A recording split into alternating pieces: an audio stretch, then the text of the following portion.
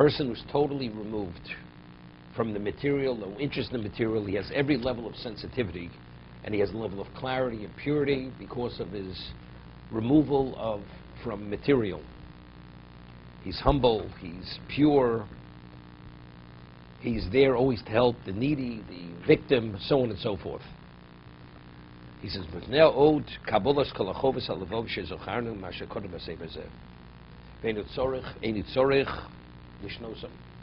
in addition to what we spoke about, he has to meet all the criteria of Chovos HaLevavos. So fear of God. We're talking about the spiritual aspects. Let's say a person naturally is kind and giving and humble and so on and so forth, but has no relevance to God. Right? He's, ethical culturist. He's ethical to the nth degree. Has no relevance to what we're speaking about. This person, this special person who has this level of clarity and sensitivity and understanding of what's right and unacceptable, and when he detests certain things, it's rooted in his spirituality. So he has to meet all the criteria of what Chovos HaLevavos is. Fear of Hashem, love of Hashem, introspection, all that we spoke about earlier. He says, know them well.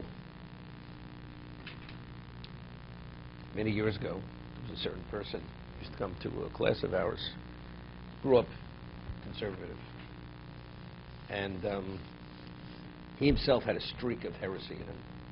Single guy, single person, and he always smiled, and he always was very nice, and he was a nice person. And when he would ask a question, I knew where the question was headed, because it always would end with a heretical type of question. He would say, he understands we were in the desert for this, and he says, is it possible that we have millions of Jews? What do they live on? Even if you live on vegetation, but how does some vegetation in the desert, how does it sustain millions of people? 600,000 men above the age of 20 with wives and children. How's it possible? So he says, maybe they weren't. Maybe it's just an exaggeration. So I said, what about it says nobody was among? It was the manna. He says, do you really believe that was enough to sustain those numbers of people? That's where it used to end. That very often. That's the way he would begin. Whatever he would ask, it was always tinged with his heretical beliefs would reveal themselves.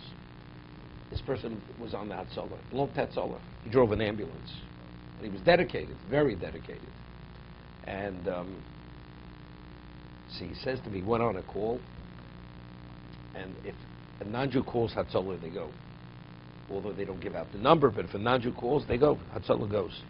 And they go to this non-Jewish woman, and there's a priest there. And he was administering the last rites to this woman. He says he was in this apartment. He's never seen such filth in his life, the stench and the filth. And this priest was there selflessly attending to the needs of this woman. He says, you'll never find such a thing by a rabbi. Yeah, this is what he says to me. Yeah. So I said, I want to ask you a question. If it would have been a Jew, this priest, and the Jew wouldn't have accepted his belief, would he spend time with a Jew? Even if it would be clean, would he be there? He's interested in one thing, in his own thing. He couldn't care less about anything but himself. So what kind of chesed is this?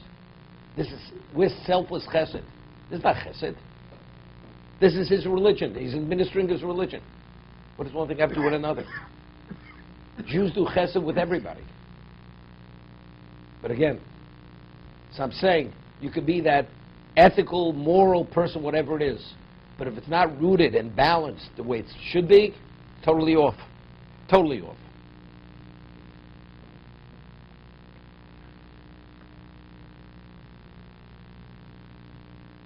Mr. Sharm speaks about ani v'shlo l'shmo, a person who's humble, but not with the right intent.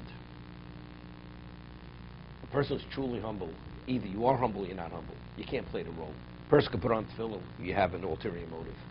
You do a mitzvah, you ulterior motive. What about humility? Could you do humility with an ulterior motive? So he explains the Milsus Shorim. He says you have a house that has no windows, but there are crevices in the walls. Ernie, it's good Moshel. Milsus Shorim. The Ramchal, and you take straw and you pack it into this structure. Straw, you pack it in, but eventually it starts expanding. So you have cracks in the walls. So eventually, when it starts expanding, all of a sudden the straw starts appearing through the cracks and the crevices in the walls. This is a person who is truly not humble. And he has no ulterior motive why he's behaving humble. The person says, how long can I take this abuse? Eventually he explodes. The person says, I have enough of this. How long can I be ignored? How long can I be abused? Eventually he explodes. Right? That's aniva shelo lishma. Because if the person is truly humble because you recognize he's meaningless and he's irrelevant, so you have an unlimited capacity to be able to deal with many things. But if I do believe in myself, I value myself, and I'm doing it with an ulterior motive for self-gain, so then we have to start weighing the gain versus the loss. How long can I take this level of abuse? So if that's the case, eventually the man explodes. He can't deal with it any longer.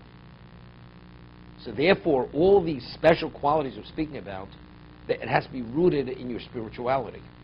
That's what he says.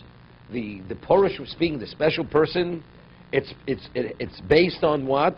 On the Chovos HaLevavos, on all the duties of the heart that we discussed until now.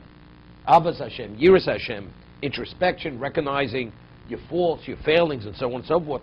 Now we could talk about this person who's removed himself from the material. To be continued.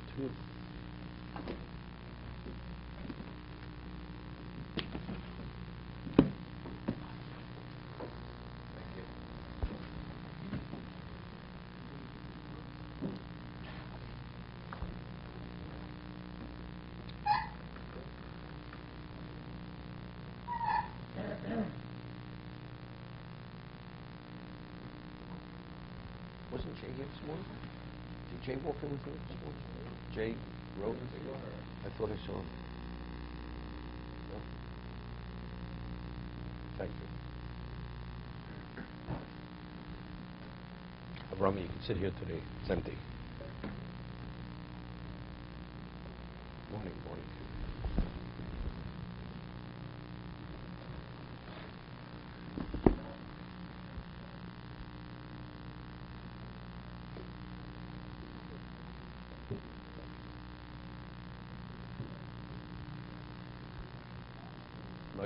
Tell the school, do you want to Lejens tomorrow?